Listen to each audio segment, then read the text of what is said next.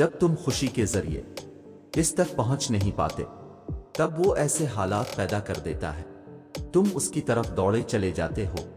تمہیں بھلے اس سے محبت نہ ہو مگر اس کو تم سے اتنی محبت ہے کہ وہ تمہیں خود سے دور جاتا ہوا نہیں دیکھ سکتا۔ وہ تمہارے ہر غم سے واقف ہے۔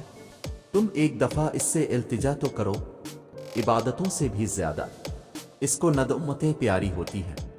وہ ڈھانپ لیتا ہے، جس زخم پر سے دنیا کپڑا ہٹا لیتی ہے وہ اس پر پردہ ڈال دیتا ہے۔ جب تم خود کو بھی معاف نہیں کر پاتے وہ تب بھی تمہیں معاف کر دیتا ہے۔ وہ الجبار ہے، یعنی ہر ٹوٹی ہوئی شے کو جوڑنے والا۔ تو پھر یہ کیسے ممکن ہے کہ تم فریاد کرو اور وہ اسے ادھورا ہی چھوڑ دے؟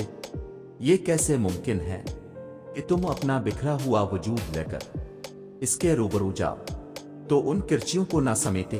وہ ایسے سنبھال لے گا تمہیں کہ پھر کبھی تھکاوٹ نہیں ہوگی تمہیں۔ وہ یوں راضی ہو جائے گا کہ پھر کبھی اداس نہ ہوگے تم۔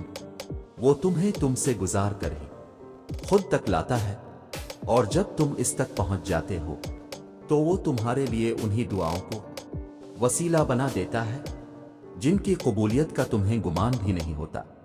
وہ جسے چن لیتا ہے اسے پاک کر دیتا ہے۔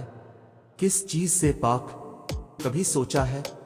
وہ پاک کر دیتا ہے اپنے سوا ہر اس شے سے جو تمہارے اور اس کے درمیان حائل ہو۔